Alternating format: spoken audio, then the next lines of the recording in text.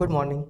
आज अपन स्टार्ट करने वाले हैं ऐसे 700 क्लियर, जो डील करता है फॉर्मिंग एन ओपिनियन और ऑडिट रिपोर्ट के फॉर्म और कंटेंट के रिगार्डिंग ऑडिटर की क्या रेस्पॉन्सिबिलिटी, राइट। पहला तो जो ओपिनियन फॉर्म करने के रिगार्डिंग और ऑडिट रिपोर्ट के जो कंटेंट रहते हैं उसके रिगार्डिंग ऑडिटर की क्या रेस्पॉन्सिबिलिटी है। फिर ये जो स्टैंडर्ड है ये ऐसे 701 के बारे में बात करता है, 705, 706, और ये बात करता है जनरल पर्पस फाइनेंशियल स्टेटमेंट, और ये बात करता है फाइनेंशियल रिपोर्टिंग फ्रेमवर्क। दो टाइप के होते हैं, फेयर प्रेजेंटेशन फ्रेमवर्क और एक होता है कंप्लायंस फ्रेमवर्क। क्लियर। अब एग्जाम पर्पज से इतना काम के नहीं है। क्लियर। तो अपन क्या करेंगे, इसको यहाँ पे डिटेल में नहीं देखेंगे। क्लियर। अब अपन देखते हैं ऑडिटर का ऑब्जेक्टिव क्या, राइट।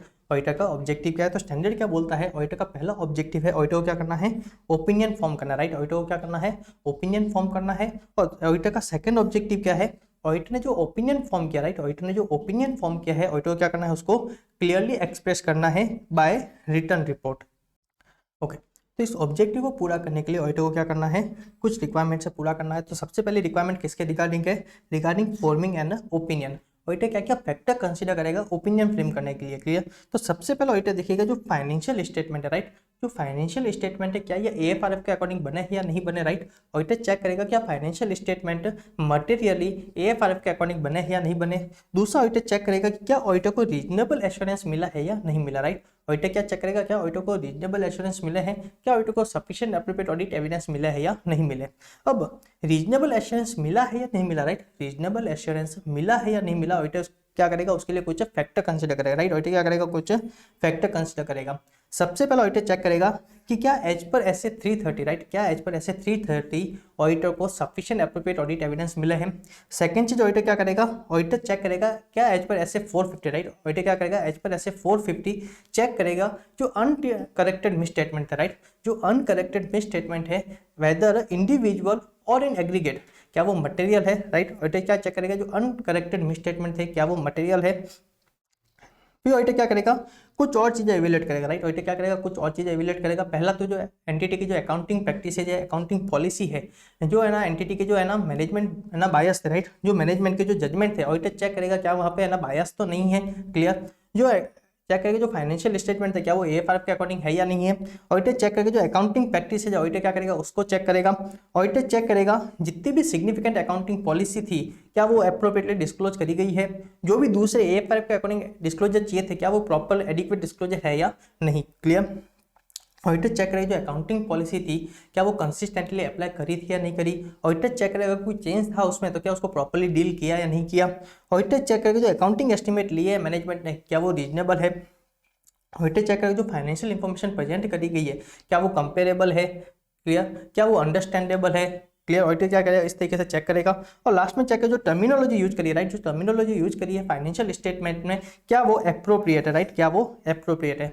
ऑडिटर क्या करेगा, इन फैक्टर के बेसिस पर ऑडिटर अपना क्या करेगा, ओपिनियन फ्रेम करेगा। क्लियर। फिर स्टैंडर्ड बात करता है type of opinion. Clear. Standard किसकी बात करता है, टाइप ऑफ ओपिनियन की। तो ध्यान रखना ओपिनियन दो टाइप के होते हैं, एक होता है अनमॉडिफाइड ओपिनियन, एक होता है modified opinion. Auditor unmodified opinion कब इश्यू करता है, जब ऑडिटर को रीजनेबल एश्योरेंस मिले, राइट, जब ऑडिटर को रीजनेबल एश्योरेंस मिले कि फाइनेंशियल स्टेटमेंट मटेरियली एएफआरएफ के अकॉर्डिंग बने हैं, तब ऑडिटर क्या करता है, अनमॉडिफाइड ओपिनियन इशू करता है। क्लियर। दूसरा ऑडिटर क्या करता है, अगर ऑडिटर को लगता है कि क्या है मटेरियली मिस स्टेटमेंट है या फिर ऑडिटर को सफिशिएंट एप्रोप्रिएट ऑडिट एविडेंस मिलते हैं कि क्या है फाइनेंशियल स्टेटमेंट मटेरियली मिसस्टेटेड है, तो ऑडिटर क्या करता है, अनमॉडिफाइड ओपिनियन इशू करता है। क्लियर। इसके बारे में अपन डील करेंगे डिटेल में ऐसे 705 में। क्लियर।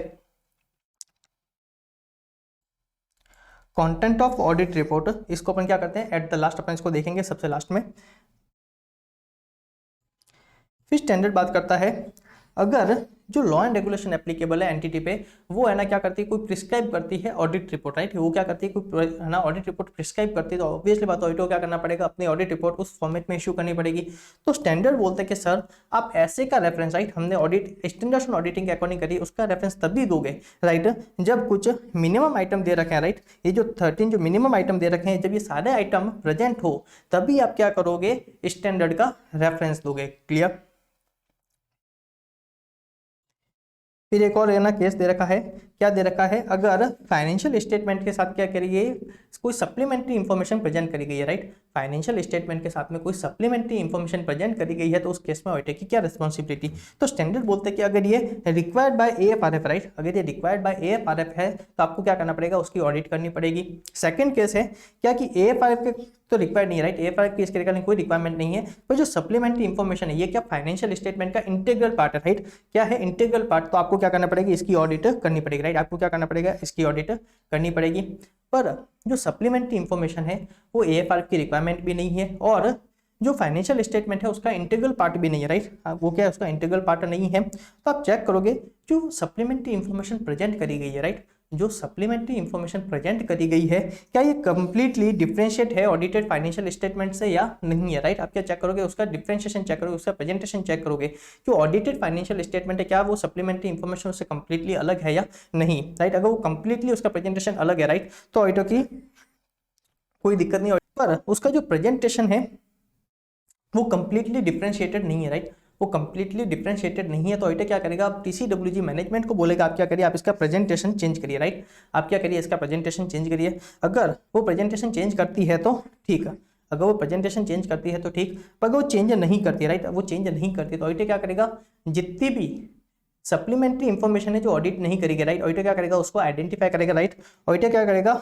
अनऑडिटेड सप्लीमेंट्री इंफॉर्मेशन को आइडेंटिफाई करेगा और अपनी ऑडिट रिपोर्ट में एक फैक्ट देगा, राइट, अपनी ऑडिट रिपोर्ट में एक नोट देगा कि जो सप्लीमेंट्री इंफॉर्मेशन, राइट, ये सप्लीमेंट्री इंफॉर्मेशन है हमने इसको ऑडिट नहीं करी है, ये क्या है, अनऑडिटेड है। क्लियर।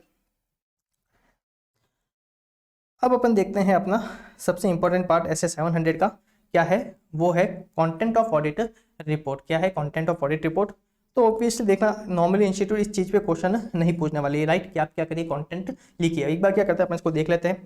पहला क्या होता है टाइटल, दूसरा एड्रेस ही, तीसरा ऑडिटर्स ओपिनियन, चौथा basis four auditors opinion, fifth going concern, six की ऑडिट मैटर, उसके बाद आता है अदर इन्फॉर्मेशन, उसके बाद आता है रेस्पॉन्सिबिलिटी फॉर फाइनेंशियल स्टेटमेंट किसकी, मैनेजमेंट की, फिर क्या आता है रेस्पॉन्सिबिलिटी ऑफ ऑडिटर, ऑडिटर की क्या रेस्पॉन्सिबिलिटी है, पर फिर आता है अदर रिपोर्टिंग रेस्पॉन्सिबिलिटी जैसे कारों के अंदर होती है, फिर आता है signature of auditor, place of signature and last आता है date of audit report. Clear.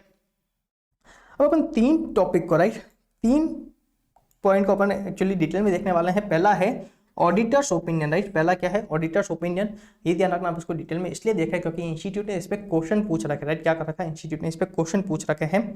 तो सबसे पहला क्या है ऑडिटर्स का ओपिनियन सेक्शन, राइट, तो ध्यान रखना जो ऑडिटर का ओपिनियन सेक्शन है उसमें ये 5 चीजें तो आनी चाहिए, राइट, अगर आपके ओपिनियन सेक्शन में 5 चीजें नहीं है, राइट, जो पैराग्राफ है उसमें ये 5 चीजें नहीं है तो आपका क्या होगा एसए 700 का वायलेशन हो जाएगा। क्लियर। तो आप जो ओपिनियन सेक्शन आप जो अपना फ्रेम करोगे उसमें ध्यान रखना उस पर आपके कंटेंट में पहला तो आपको एंटिटी को आइडेंटिफाई करना है कि आपने कौन सी एंटिटी की ऑडिट करी है। दूसरा आपको बताना है कि हमने क्या किया XYZ कंपनी के फाइनेंशियल स्टेटमेंट ऑडिट किया, राइट, आपको क्लियरली फैक्ट देना है कि हमने क्या किया है, we have audited financial statement of the following company. Clear. उसके बाद जितने भी स्टेटमेंट है फाइनेंशियल स्टेटमेंट आपको क्या करना पड़ेगा, इस स्टेटमेंट का आपको रेफरेंस देना पड़ेगा, जैसे बैलेंस शीट हो गई, statement of changes in equity हो गए, मतलब ऐसे जितने भी स्टेटमेंट है आपको क्या करना पड़ेगा, सबके टाइटल आइडेंटिफाई करने पड़ेंगे और उसको वहां पे अपने ओपिनियन सेक्शन में देना पड़ेगा। क्लियर। फिर आपको रेफर देना पड़ेगा नोट्स का, जो सिग्निफिकेंट अकाउंटिंग पॉलिसी थी या फिर जो समरी है आपको क्या करना पड़ेगा, उसका भी रेफरेंस देना पड़ेगा, वो भी आपको इंक्लूड करना पड़ेगा अपने ओपिनियन सेक्शन में। एंड लास्ट वाला आपको बताना पड़ेगा जो भी फाइनेंशियल स्टेटमेंट ने पीरियड कवर किया आपको क्या करना पड़ेगा, उसको भी स्पेसिफाई करना पड़ेगा, राइट।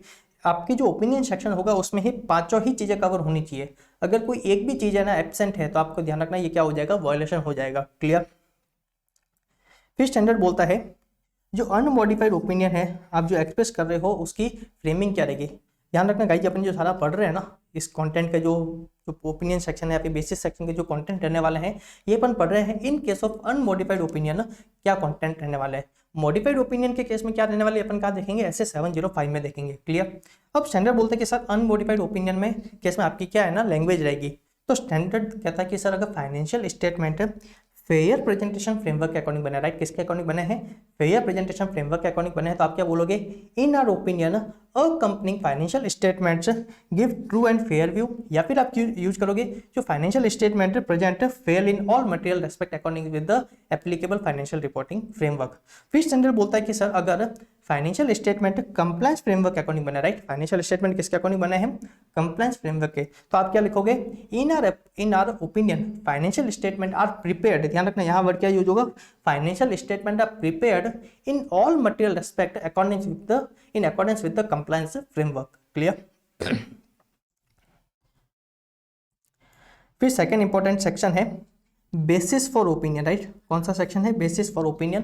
तो स्टैंडर्ड बोलता है इसका प्लेसमेंट, राइट, ये कहाँ प्लेस होगा? ऑडिट रिपोर्ट में डायरेक्टली फॉलोइंग ओपिनियन सेक्शन, जहाँ पे भी अपना ओपिनियन दोगे, राइट, जिस भी सेक्शन में आप अपना ओपिनियन दोगे उसके जस्ट बाद वाला है ना सेक्शन कौन सा होगा? Basis for opinion.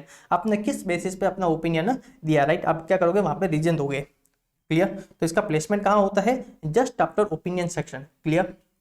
अब बेसिस फॉर ओपिनियन सेक्शन का जो होगा उसमें क्या क्या कंटेंट आपके आने चाहिए, राइट, ये ध्यान रखना है। चारों ही कंटेंट आपके बेसिस फॉर ओपिनियन सेक्शन में आना चाहिए।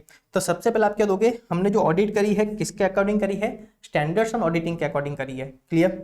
दूसरा, हम जो हमारे जो ऑडिटर का रेस्पॉन्सिबिलिटी का जो सेक्शन होता है, राइट, एक सेक्शन होता है जहाँ पे हम क्या करते हैं? ऑडिटर की रेस्पॉन्सिबिलिटी के बारे में डिस्क्राइब करते हैं, राइट। ऑडिटर की रेस्पॉन्सिबिलिटी के बारे में डिस्क्राइब करते हैं, हमको क्या करना पड़ेगा? उसका भी रेफर देना पड़ेगा। क्लियर? फिर ऑडिटर क्या करेगा? अपने बेसिस फॉर ओपिनियन सेक्शन में ऑडिटर बताएगा कि हमने क्या किया है? इंडिपेंडेंस मेंटेन रखी है, हमने एथिकल रिक्वायरमेंट से क्या किया है? कंप्लाई किया है, और जो हमारे कोड ऑफ एथिक्स है, राइट, हमारे जो कोड ऑफ एथिक्स है आईसीआई का, हम क्या करेंगे? उसका भी रेफरेंस देंगे। क्लियर?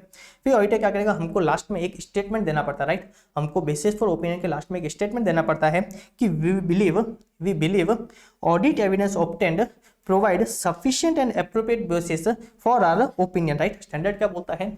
ऑडिटर क्या लिखेगा? We believe that audit evidence obtained provide sufficient and appropriate basis for our opinion. Clear? ये ध्यान रखना, ये चारों ही चीजें आपके बेसिस फॉर ओपिनियन सेक्शन में आनी चाहिए। क्लियर? अगर एक भी चीज अगर कोई मिसिंग है तो ध्यान रखना वायलेशन हो जाएगा। और ये किस केस में है? अनमोडिफाइड ओपिनियन के केस में ये कंटेंट देख रहे हैं। क्लियर? फिर तीसरा इंपॉर्टेंट क्या था? ऑडिटर की रेस्पॉन्सिबिलिटी। तो ऑडिटर इस पैराग्राफ में क्या करेगा? सबसे पहले बताएगा अपना ऑब्जेक्टिव। ऑडिटर का ऑब्जेक्टिव क्या है? रीजनेबल एश्योरेंस लेना, और दूसरा क्या है ऑब्जेक्टिव? ऑडिट रिपोर्ट इश्यू करना। क्लियर? तीसरा ऑडिटर क्या बताएगा? रीजनेबल एश्योरेंस का मीनिंग बताएगा, क्या होता है? ये हाई लेवल ऑफ एश्योरेंस होता है, ये गारंटी नहीं होती है। फिर ऑडिटर क्या बताएगा? मिस स्टेटमेंट के बारे में बताएगा, क्योंकि हम क्या करते हैं? मटेरियल मिस स्टेटमेंट को कंसीडर करते हैं, राइट। हम क्या बताते हैं? Financial statement materially miss stated है या नहीं है। क्लियर? तो इसलिए ऑडिटर क्या करेगा? मिस स्टेटमेंट के बारे में बताएगा कि ये फ्रॉड के कारण हो सकती है, एरर के कारण हो सकती है। ऑडिटर फिर क्या बताएगा? मटेरियलिटी की डेफिनेशन बताएगा, मटेरियलिटी क्या होती है। और दूसरा, एज पर AFRF मटेरियलिटी की क्या डेफिनेशन, ऑडिटर क्या करेगा? दोनों ही चीजें यहाँ पे डिस्क्राइब करेगा। फिर ऑडिटर, ये होता है फर्स्ट पैराग्राफ। सेकंड पैराग्राफ में ऑडिटर क्या करेगा? फर्दर बताएगा कि ऑडिटर क्या करता है? प्रोफेशनल जजमेंट एक्सरसाइज करता है, प्रोफेशनल स्केप्टिसिज्म मेंटेन रखता है।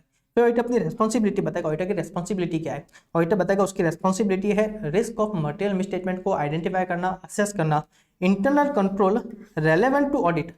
जो internal control relevant to audit है, ऑडिटर क्या करता है? उसकी अंडरस्टैंडिंग लेता है। क्लियर? ऑडिटर क्या करता है? एवेल्युएट करता है, जो अकाउंटिंग प्रैक्टिस थी, अकाउंटिंग पॉलिसी थी, एस्टीमेट थे, क्या वो अप्रोप्रिएट है? जो डिस्क्लोजर दिया है फाइनेंशियल स्टेटमेंट में, क्या वो अप्रोप्रिएट है या नहीं है? जो मैनेजमेंट का यूज ऑफ गोइंग कंसर्न है, right, use of going concern है, क्या वो अप्रोप्रिएट है या नहीं? क्लियर?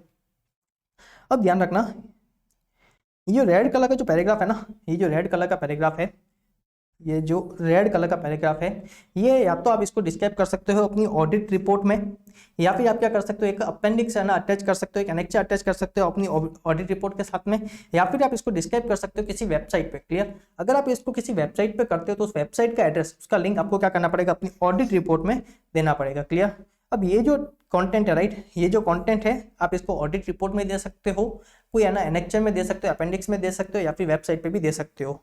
और ये वाला जो पैराग्राफ है रेस्पॉन्सिबिलिटी का, ये ध्यान रखना, ये आपकी ऑडिट रिपोर्ट में आएगा, राइट, ये मैंडेटरी है, ये आपकी ऑडिट रिपोर्ट में आएगा। क्लियर? चलिए, ऐसे 700 होता है पूरा। Thank you guys.